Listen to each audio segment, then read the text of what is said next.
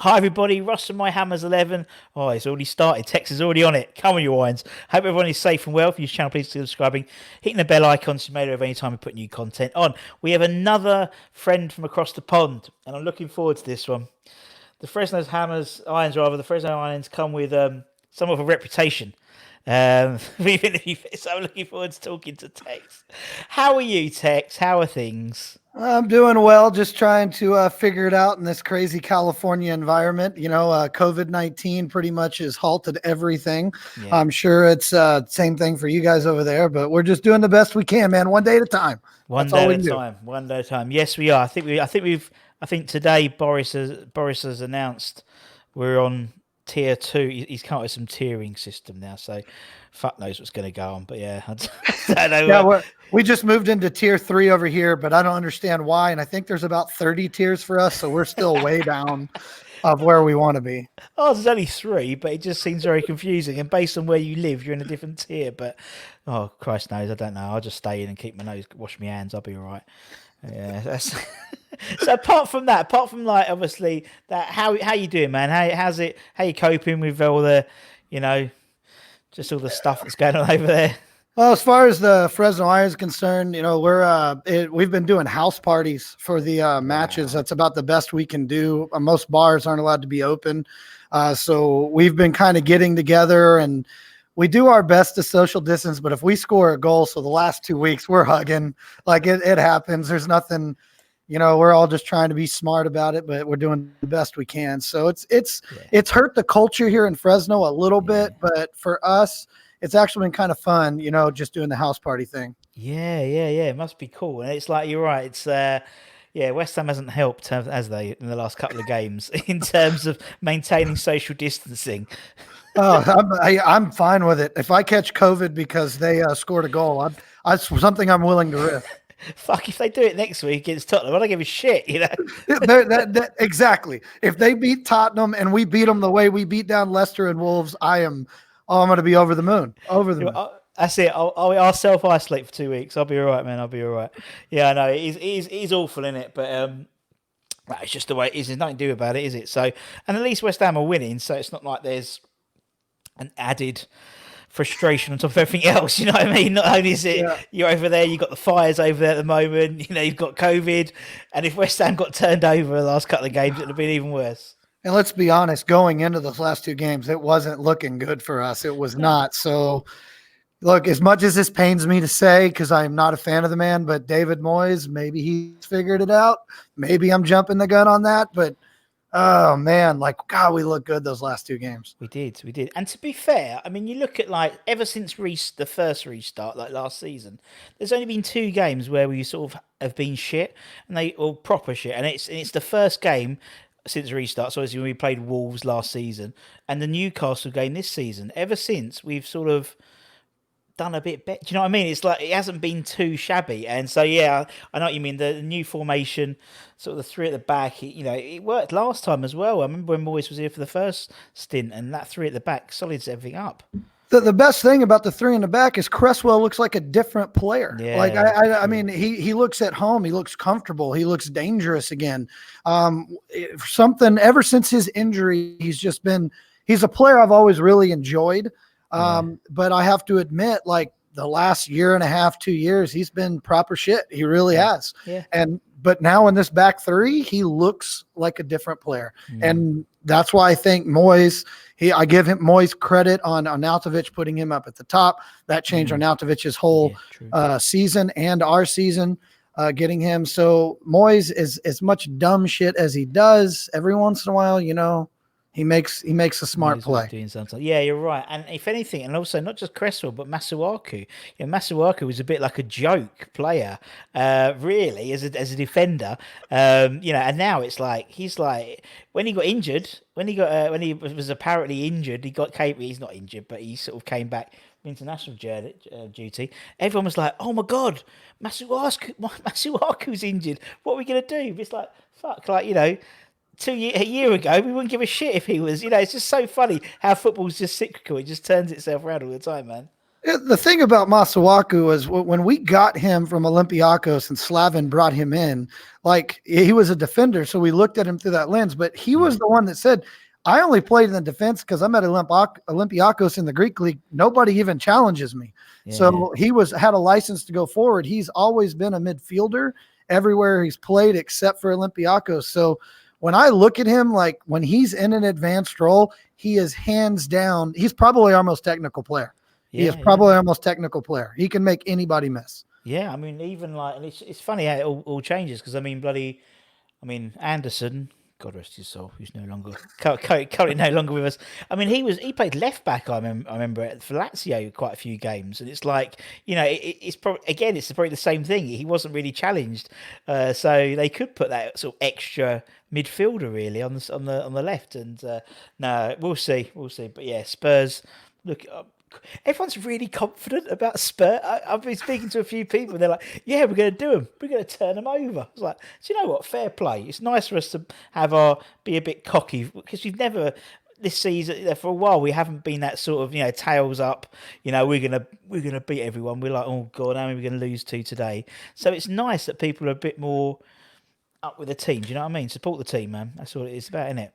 Well, I mean, we have Mikel Antonio, so as long as Antonio's out there against Spurs, good things are going to happen. The man he's got their number. It's kind of like Lukaku had our number. Yeah, Antonio's got Spurs' number. Yeah, and hopefully, I mean, obviously England played yesterday, and Eric Dyer was playing centre back, and he was Dyer.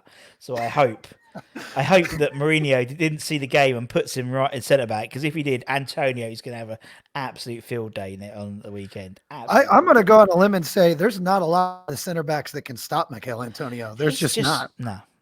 I think the only person I've seen who stopped Mikel Antonio was Traore for Wolves, when he was the only one I can see, because obviously he's probably a little bit more muscular than him, and so that was the only time he pushed him over, and I was like, oh my god, there's no one I can think of who's got that level of strength. He's just brilliant. Antonio's just got like this sort of, I don't know, he's just got the bit between his teeth, and it's just working, and he's raw, and he's unpredictable, and. So what you're saying is he's a true West Ham player, because everything you described is everything we want in a player that plays on the pitch. It is, and until the last sort of last dozen or so games, he was a proper West Ham player, because he'd have one good game in three. So just same as West Ham did. So it's just unusual. But what I like about the Moyes team he's got at the moment is we always look like we're going to score. We always like we've got a goal in us. Do you know what I mean? Many a year I look at the team and it's like where the goal's coming from, but now it's like it's encouraging. It's encouraging, and so hopefully a few more will sign before Friday. We've obviously got Craig Dawson signed on a full season long loan, which I think is quite a bit of shrewd business, to be honest, on a loan. And hopefully we get if we get the boy Benrahma, he's the guy. I think he's like. I have mixed emotions on Benrahma. I have mixed emotions. My whole thing is this: we've all talked about you got to back the manager whether you like him or not. So when you look at David Moyes, the couple of things he asked for is center back cover. We brought that in. We needed a right back. We got that in. I don't agree with selling of Grady Diangana. I'm like every other West Ham fan. I'm not going to say anything that we haven't already been said on some platform. The thing is that's where my frustration comes in, is you want to bring in a guy like Benrahma. Well, Grady Diangana is kind of the same position, kind of the same type of player, maybe not as physically imposing. So that's where my frustration kind of lies, is Benrahma better come and just turn this club over and just absolutely change everything we are, because Grady Diangana was deadly at West Brom. Deadly. Yeah. And, he against the game against Everton, he put Everton up 1-0 early in the game. I got up just to watch that match, just to see him. And I remember he scored the goal, and I texted everybody in our group. I was like, fuck GSB. I cannot believe this shit. Like I was just like every other West Ham fan, just out of my mind. So that I know what you mean. I understand what you mean. I understand. And it's one of those things where it is frustrating. I know that, because it's like, but to be honest, it's like we've always sold our best players. We've always said that young, we look back, it's like I've interviewed like, the Harry Redknapp and people like that, and they had like, Joe Cole, and they had Rio and Glenn Johnson. Yeah, I think we sold Joe Cole for like 6 or 7, like fuck all, really. Money compared to someone else. We got done over with Rio. We never get sort of the value we get on players, but I've just got. Do you know what I've got this feeling about Benrahma? I don't know what it is. He just reminds me a little bit of Payet. I want to say that. Ooh, Do you know ooh, what I that's a mean? shout. That is a shout right But there. it's but he's got he looks like and that's one thing we don't have. We don't have. I thought we did in Anderson. I thought Anderson when he joined was he had a bit about him. He was technically skillful. He could we love technical players. We love players who sure we love players who can like Antonio. Antonio's not technical. He's just a speed merchant and he's just a bruiser. Bowen's very very quick, but we don't have anyone who just gets us off our couch. Can't really, not a seat because we're not at the stadium, but gets us off our couch. Goes, fuck, look at that. Lanzini did it in his early days. Anderson did it occasionally. So it'd be nice to have someone like that, but we'll see. It'll probably all fall through next tomorrow, but don't matter. Fuck it, so it doesn't matter. Anyway, let's move on as we always do. He's 11 minutes in. I finally sort of asked the first question. Tex, man, let's find out about you before we talk about the Fresno Irons. So, why are you a West Ham fan? Well, I'm a good person, Russ. I mean, that's what good people do. They root for West Ham United. Tick. There we go. Next question. I honestly, I got into, so I'm going to go ahead and just tell this story because it's like almost typical Americans, but I will kind of say it was a faith thing. So I have to admit, I saw the movie Green Street Hooligans. Yeah. I did not know that West Ham was a real team. I will admit that. I thought it was a made up team for like a movie that, you watch. So I didn't think much of it. And then I was at my friend's house who is a massive Chelsea supporter. And I like soccer, but I really liked MLS. I didn't realize how good everybody else is outside of MLS. I rooted for a team called FC Dallas here in America. And so I started watching this game and they were playing. And I said to him, dude, is that West Ham United from Green Street Hooligans? He's like, yeah. And he goes, West Ham have to win this game or they get relegated. And so I was like, oh, okay. So I started watching the game. Well, West Ham lose to Chelsea 3-0, and it wasn't close. But at the end of the game, Didier Drogba scored a goal. And I remember going, man, that sucks for West Ham. And Mark Noble walked over and got in the face of Didier Drogba because Drogba put up the cross irons in the corners. Like, you ain't going to, like, you may win the game, but you ain't going to disrespect it. I remember going, that's my dude right there. I love that guy.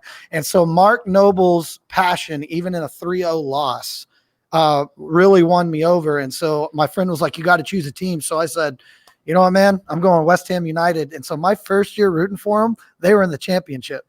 I had to get up every morning and get on some seedy websites to watch an illegal feed on my computer. And like my computer would download all this crazy spam. And it was absolutely nuts. But it was so much fun watching that year because they finished third in the championship, but they had those 4 straight draws when they were in first that just totally ruined it. Had to go into the playoff, but man, that playoff run was so much fun. And that's what really sold me is the fans. The fans sold me on West Ham because they're the most passionate fans I've ever seen.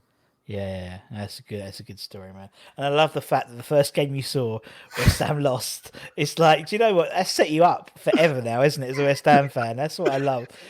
But even then, you still, that was enough. That was enough to draw you in, and I can see a lot of parallels in terms of, as I said, the Fresno Irons have a bit of a reputation, and I can see some reasoning behind it. How did it all start up in terms of the Fresno Irons? So here in Fresno, believe it or not, we have a very, very prominent soccer community. We support 8 different supporter groups.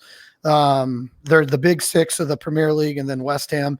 And so what was kind of funny was the Gooners here in town, the Fresno Gooners, actually won Supporter Group of the Year from Arsenal. And so it was like this big deal. And so everybody knew about the Gooners. So I used to show up to their bar wearing West Ham gear when they would play West Ham, and I would troll them. I would sing the songs. Like I'd be a total, forgive me, I'd be a total cunt.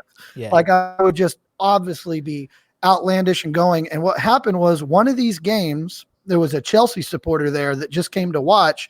And he's like, hey, next week West Ham are playing Chelsea. That we just started the Central Valley Blues. You should come over. So I was like, sweet, man, that's really cool. So I pop over to the Chelsea bar. I walk in, and there's this old school punk rocker standing in the corner wearing a West Ham kit, like the old Doc Martens. He had the total all about the culture. That's why he's a West Ham fan. I walked up, is my boy named Steve. We ended up calling him the Godfather. And I swear, me and him, we just started traveling around and trolling the other groups. We go to the Liverpool bar, we go to the Arsenal bar, we go to the Chelsea bar, we go to the Tottenham bar, and we troll. And then one of these games, it was an FA Cup game against Liverpool. We show up, and another guy walked in, a big old handlebar mustache, my boy named Jesse. And then there was three of us. And my buddy Jesse was like, hey, dude, my buddy owns a bar. We should just watch games there. So then that's the birth of the Fresno Irons, was the three of us trolling around. And then we ended up just starting to go to our own bar. And now we're about 25 deep. Fucking hell. I love it. That is absolutely brilliant, because you still got that West Ham mentality. It's like before you've even become a group, we're going to go around and just trolling everyone and just singing us. So that's so what everyone would do. Oh man, that's awesome. And it's lovely the fact that even though, the bars are closed and stuff, that, you're still doing house parties and stuff like that, because it's just like, it's so... It always really surprises me. And I was really naive before I started this channel about West Ham fans outside of London, really, to be honest. And it was like, fuck, I love chatting to all of you guys and over in the US, because you just have this, it's like, I don't know, I think maybe because you're more fanatical, because it's not on your doorstep. Do you know what I mean? I mean, fuck, for like at the moment, all the games are like, we have like 7 o'clock at night. So that's like midday, 11 your time. That's not too bad. But like, if it's like a 12 o'clock kickoff, you guys are up at 4 a.m. to watch the game. And we are always open at 4:30 a.m. And it's hilarious because NBC Sports picked up one of our stupid little videos we did one time. Yeah. And I'm standing outside of our bar going, it is 4:15 in the morning in Fresno, California, and we're about to watch West Ham take on Man City. And they played it during the halftime of the game and gave us a shout out. It was pretty cool. So, and with that game, I want to say the Tottenham group showed up to watch with us because their bar wasn't open. I know that's one thing the Americans do that's kind of weird, is we're all kind of family. We talk a lot of shit, but at the end of the game, we're buying each other beers. We have a good old time. Yeah. I want to say that game, we had about 40 people in the bar at 4 a.m. Wow. And we can't even serve beer that early. No, that's what I mean. Yeah. It's like, you can't get, it's just, and also it's like, if we lose, that's really fucked up the rest of your day. Do you know what I mean? Because it's like you got up extra early and then you got to go to bed pissed off for a couple of hours, then get up and just, oh, fucking hell. At least like if it's for us, if it's like a 3 o'clock kickoff on a Saturday, at least we're pissed off. Got the rest of the night we're pissed off, and that's it, which happens more often than not as well.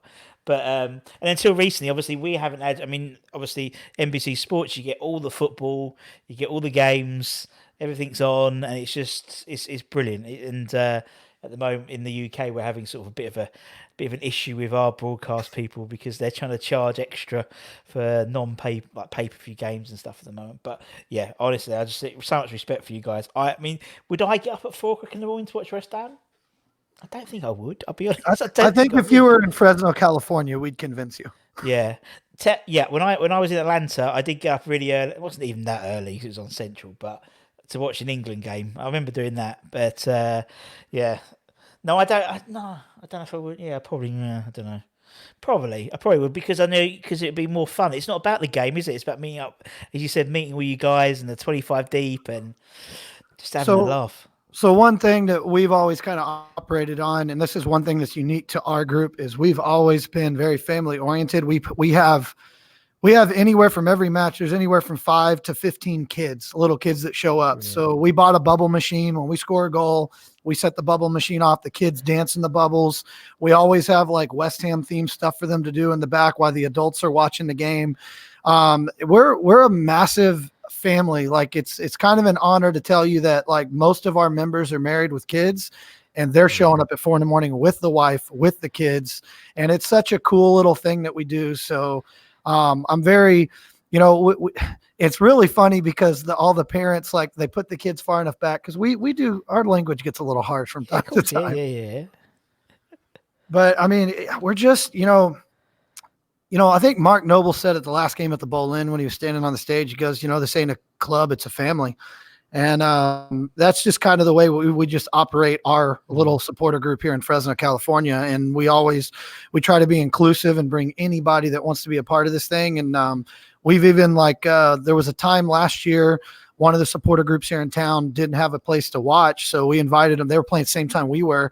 So we just put them on our side TV and we just told them they wouldn't have audio and they would have to deal with our singing. So you can come in, but you have to sit in the corner and don't. Yeah. But that's it, man. That's what it is, isn't it? It's all about, just like as you said, the family aspect, and even more so with the fact that even in the UK, there's no one can go to the games, and so it's the whole family aspect even more so. It's lovely, and it's really, and again, that's why I like doing this channel, because like stories like yours, you know. And I've interviewed the guys from the Indian Hammers, like fucking hell, you know what I mean? It's like Jesus, the lengths they went to try and literally going through the West Ham Facebook group and sort of Trump would love this, going for they were sort of socially profiling anyone who had an Indian sounding name, and then emailing them to say, do you live in India? Da, da, da. If not, do you know anyone? To try and bump up this sort of supporters group. It's amazing, absolutely amazing. There's a little team in East London. All these guys all over the world. It's brilliant. Anyway, Tex, let's go and talk about your Hammers 11. As I said, you've come you came in at a good time, because you won a lot of games in the championship season. It was nice to see us win a few and be high up on the league, not until the second page, which is what too often than not. That's what we are. As I said, everyone we've had on the channel, whether it's an ex-player or it's a fan, they've given us their 11. So based on the 11, it could have been favourite, worst, best, it doesn't matter. The only rule is you have to be alive to have seen them play. So probably for you, maybe since the championship, since you became a West Ham fan, really, because to be fair, same as me, I never saw Billy Bonds or Trevor Brooking or Bobby Moore play, so they weren't in my team, and that's what we do. So what we'll do is we'll do yours, Tex. Let's start off in goal. Who's between the sticks for the Tex 11? It's the only man that I would choose, and that's Rob Green. I think Rob Green was clearly the best goalie I've seen play for West Ham. He's just a phenomenal player. I mean, he was England's number one. He did have a huge gaffe against the Americans. Thank you, Rob Green, and we do appreciate that.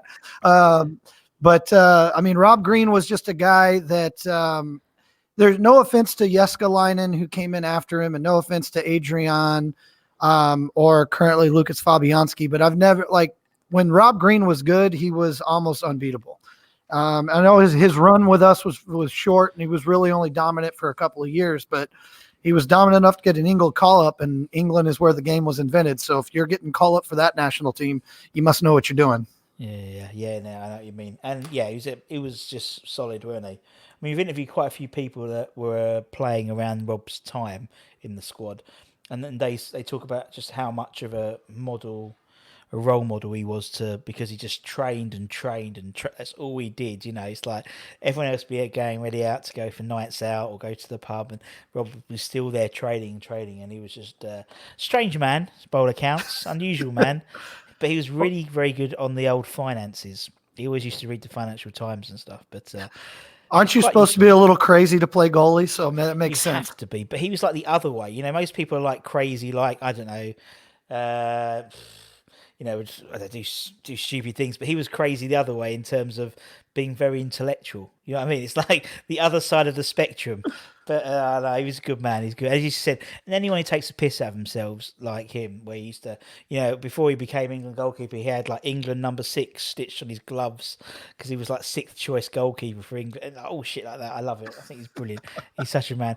Right, Tex, we're gonna play 4-4-2 or. I've got a formation that I was going 4-2-3-1, but it technically could be a 4-4-2, so we can go that route. Oh, we'll just do this. Okay, who's going to be left back then? So this is tough for me because especially when it comes to left and right back, honestly, left back, I have to go with Aaron Cresswell. Yeah. He has been the best that I've seen. If I had every West Ham player available, I don't even know if he makes my bench, but from what I've watched, Aaron Cresswell is my left back. Yeah, and you're right. I mean, until he got injured, he was good. He was very good. And he said now at least he's sort of resurrected his career somewhat, just playing that sort of back three. But yeah, I mean, again, it's same as all West Ham players. They get injured and they just get fucked and they just it. They just don't never come back the same. And unfortunately, Aaron was one of them. Right, let's go the other one. Let's get the two tricky ones. We had left back. Let's get the right back out the way. Um, Again, right back has been that's even a harder choice than Yeah. left back because you don't have a lot. So I have to go with the guy who we had past his prime, and that's Pablo Zabaleta. Yeah, so I go with Zaba. Zabaleta. Where is he? I had him. We'll just keep talking about Zabaleta. Yeah, there we go. Pablo Zabaleta. Yeah, as if by magic. Yeah, it was a shame. We tend to always get players at the bookends of their career, I call them. So they're either just about to retire or they're just starting off, So that year you had both. You had Zabaleta and then you had Ngakia. So you had literally both ends, both played all that season. But I mean, he was a great, he was a good. I mean, he was fantastic in the Premier League, and it's a shame because it's like it would be nice for someone like him to hang around a bit as being a coach. Do you know what I mean? Training like Ben Johnson, and I mean we've got some really good fullbacks, like young kids like Ashby who played in the cup last couple of games. We've got some, obviously Kufal as well. He looks solid, and so maybe we might have turned the corner. And one thing I got to say about Zaba, one big part of the reason that I think I would choose him over a lot of West Ham right backs, at least to the bench, just because of his passion and the work rate he put in, and he always put in a shift. He was, he's not going to offer much going forward, but you want him on the pitch because he's a coach on the field.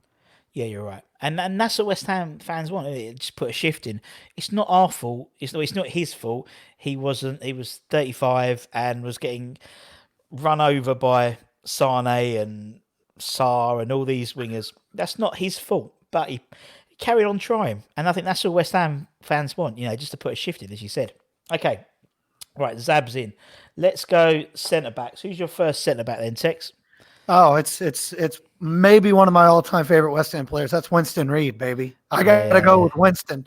The man from New Zealand. I mean, he was absolutely incredible. Obviously, he's got a degenerative injury that, he's never really going to obviously recover from, although he did score a goal for Sporting KC here in America. Good header.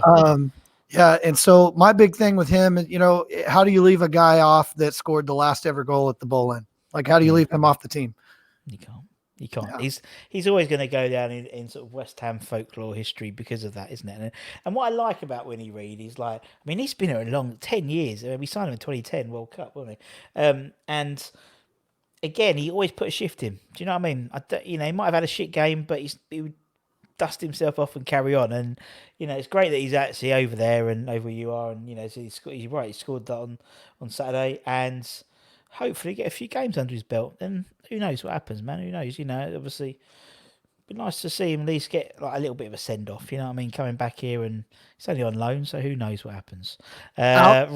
Outside of that, I want to say this though. Outside of that one goal, the last goal to Bowl-In, I'll still never forget the first season at the new stadium. He pulled off a Cruyff turn and slammed one in. I'll never forget that. I was like, that was a center back that just did that. Yeah. And it's funny, isn't it, when centre-backs do things like that. I remember Anton Ferdinand scored an absolute peach with a volley against Fulham, and he's a centre-back, you know what I mean? It's like, what the fuck, It's almost like they're frustrated forwards, aren't they? They just got to show that we can do it, but I choose not to because I'm a defender. And that's what I love. I love that. Right, who's he going to partner in the centre then, Tex? Man, that... I was going down the list and I almost left this person off and I kicked myself, but I got to go with James Collins, Ginger Pele, man. That's my guy. Probably there's probably not a player that I think the club means more to than him, maybe than Mark Noble. Him and Noble, just them, they're West Ham through and through. And that's what I absolutely love about him. He respects the badge on the shirt. And he always fights for the badge, puts in a shift, and he's you never know what he's going to do. He's a lot of fun to watch. He is, and it was, bless him, he always made a mistake at every game, just overran it or missed the ball.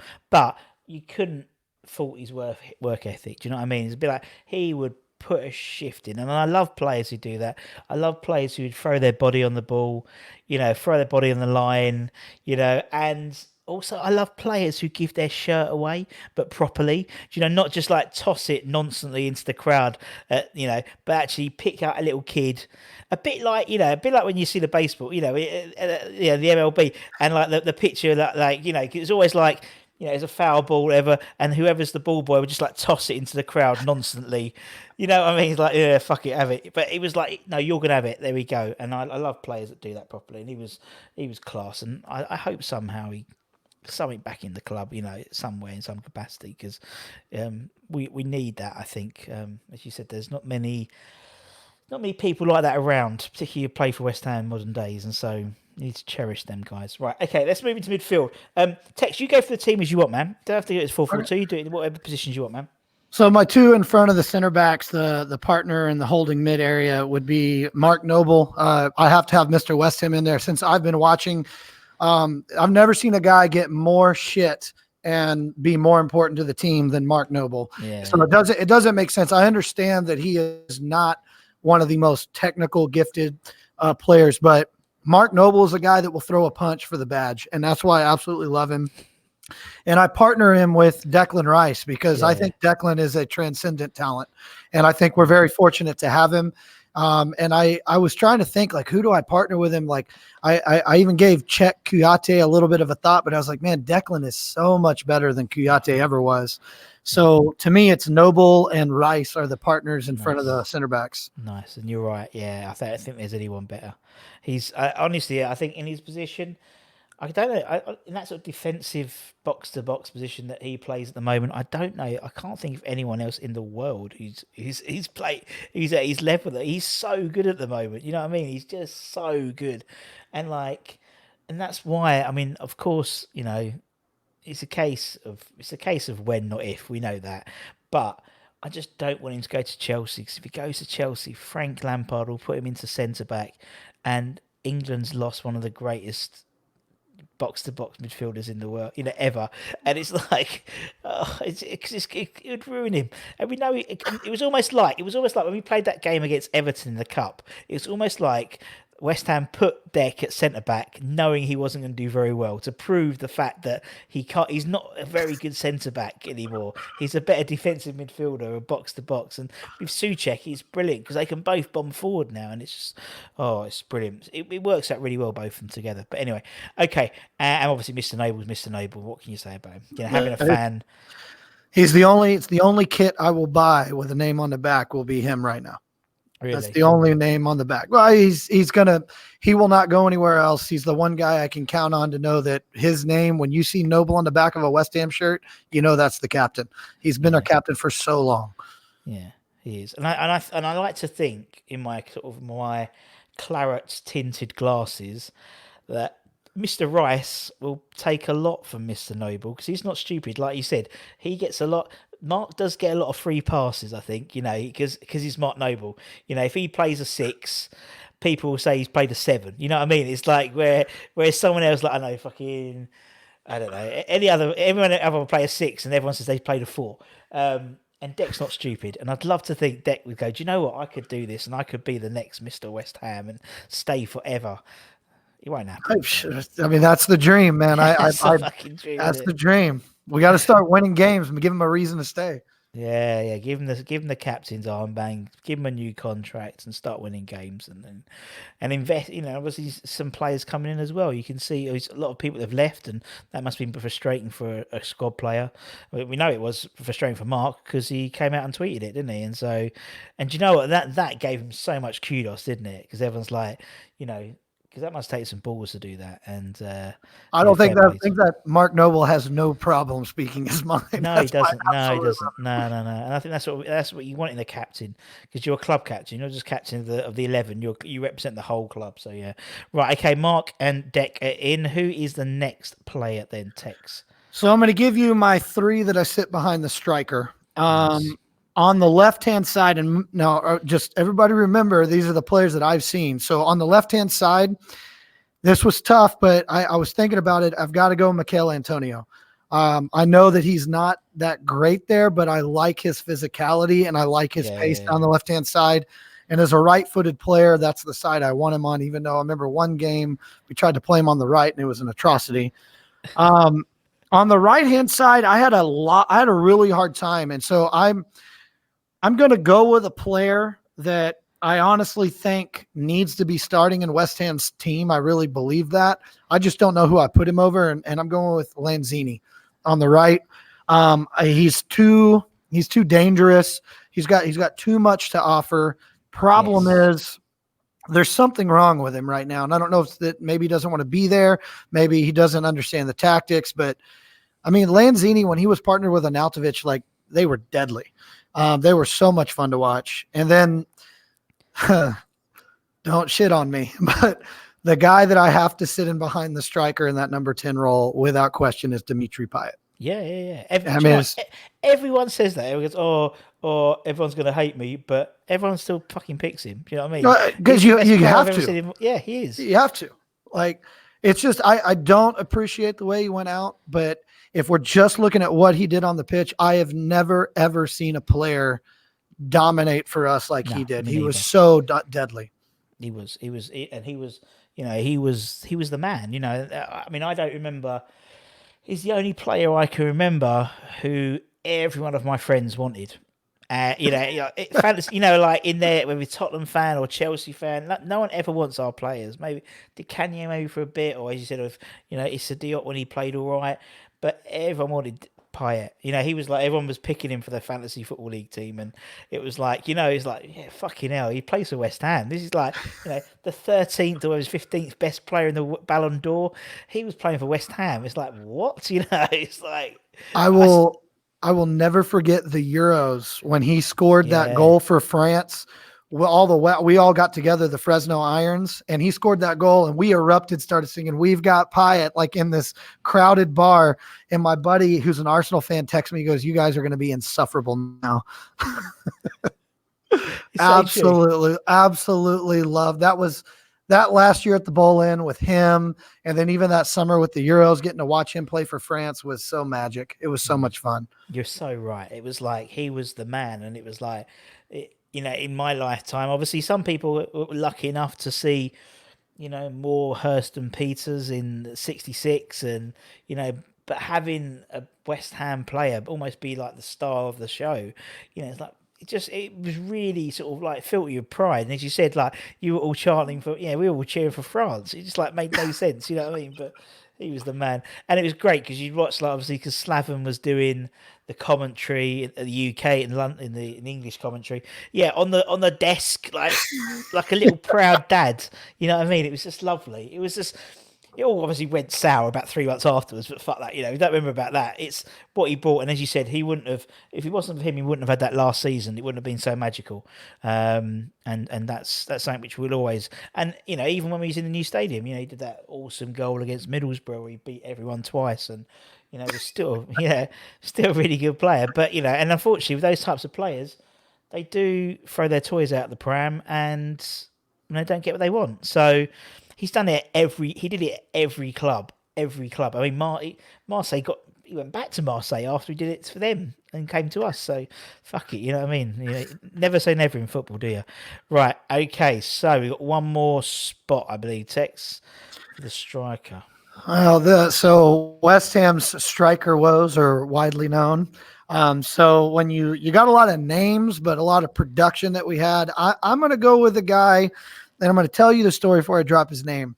When I started following football, soccer over here for us Americans, I know that we're idiots, but when I started really getting into football, one thing that I did is started playing FIFA like everybody else. I used to play my friends, and I would only play with West Ham. They'd play with Barca, Real, Chelsea, all those teams, and they would do that. And I was like, no, I'm going to beat you with West Ham. And they go, so I practiced. I got really good. And I got so good with this player, I made my friend throw his controller at the window, broke the controller, and said this line: Carlton Cole is not that good. And that's why he is my striker. Follow your dreams, Carlton Cole. That is my guy. Brilliant. And it's his birthday today when we're Oh, recording this. happy birthday, Mr. Cole. Happy Yeah, birthday. yeah, there we go. Well, that's the best present, Tex, isn't it? It's the best present to be in your 11. That's brilliant, and I love the fact. I love the fact, despite the fact that you were playing, they were playing with Barcelona or Real Madrid or Bayern Munich, you stuck with West Ham. You stuck with West Ham and just got really good, just to really fuck them off. No, I love that. Even my FIFA, I mean, I haven't played FIFA this year actually since, you thought with lockdown I'd have like got some good FIFA in, but I started this channel and so that took all my FIFA time out. And so my FIFA time team last season was brilliant. There were no West Ham players in it, unfortunately, but they were in the shirt, but yeah, in the stadium. But yeah, I just had all the best players, but I was really crap. I was almost going to do my own YouTube channel, because everyone on YouTube who plays FIFA is really good. And I thought, do you know what? Be good to have somebody who's really shit. And that'd be me, because I'm just absolutely appalling at it. I'm so bad. I had the best players, and I just lose to some 10-year-old, probably from, somewhere in the world, Christ knows. But yeah, I'm absolutely rubbish. Tex, man, it's been absolutely lovely chatting to you. I've really, really, really enjoyed it. It's absolutely brilliant. I got one story that I meant to tell you, and this is one thing that's kind of endeared the Fresno Irons to at least West Ham United. So out here in Fresno, as shocking as this is, there is a former West Ham player that lives here, and I had heard rumors of him for a long time, and so I started a manhunt. I started to try and track this person down, and I'll never forget. My buddy sent me a picture of this car with a license plate that said WHU 64FA. That's all it said. West Ham United 1964 FA.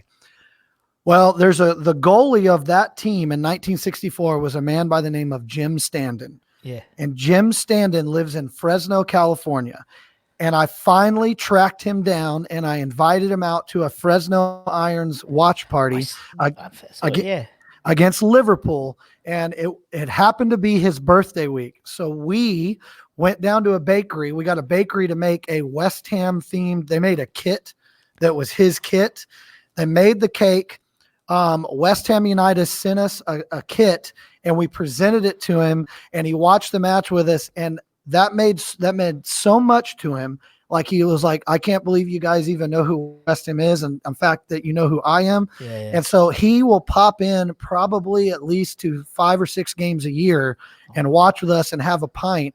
And he's an absolutely brilliant man. And to have an FA Cup champion stand amongst your midst is incredible. And the best part, honestly, Russ, the best part is after the game, he'll sit at the bar with us and just tell us stories about Bobby Moore, Trevor Brooking, the Bowl-in, what the East End was like. Like he even talks about what are the famous gangster twins? Apparently he knew them. The Craze. He talks about the Craze and like, it's just, I mean, it's like going through a West Ham history lesson, East End history lesson. It's so incredible just to have him even like us enough to show up to a match. Yeah. Do you know, it's giving me goosebumps. That's really weird, isn't it? It's giving me goosebumps. Yeah. How sad, but it's giving me goosebumps. That's amazing, honestly. And you're right. I mean, I've been extremely fortunate to interview lots of ex-players, and every one of them is incredible. They've got so much time for people. And they tell the story, and I could listen to stories all day.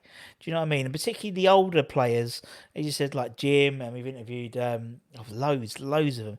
And actually, the stories they tell are incredible because they are about Bobby Moore and they are about Jeff Hurst, and just as you said, that the whole, when they had fucking, a job as well as playing football, they had like all like Jim and that lot, and Harry Redknapp and Frank, they all had stalls down the market and stuff. And Bobby Moore had a sports clothing shop across the road from the stadium, and he would work in there, and it's just, that's brilliant. That is so cool. A great story, man. And I love it because it's just like, just in Fresno, you've just got this World Cup, FA Cup winning sort of, and there's not many of them about, you know what I mean? Like, he was still alive, God bless them, so they need to be cherished. That is brilliant, man. Absolutely brilliant. I'll track him down and get him on the channel. It'll be funny, man. You let me know. I've got his contact info, so you just let me know. We'll do. We'll get him on. We'll get him on text. Don't worry about that. Listen, man, it's been amazing. I've genuinely really, really loved it. 45 minutes has flown by. It's gone crazy. I said 45 minutes, and I was just almost 45 minutes. So there we go. So thank you so much, man. I've loved it. And obviously, thanks everyone for watching or listening. Whether you're watching it on YouTube or whether you listen to it on, I can't remember that. I always forget it. Spotify or Apple Podcast or whatever it is. Give it a like, give it a share. And if you're in Fresno, hit Tex up, man, and he'll take you out for a drink. There we go. That's it. You're gonna get the whole of no one can go over that at the moment because no one can travel. So you're right for a little while. And until next time, for me and Tex, take care, everyone. Stay safe. Wash those hands. Come on, you irons, and we'll see you again very, very soon. Take care, everyone. See you. Bye bye.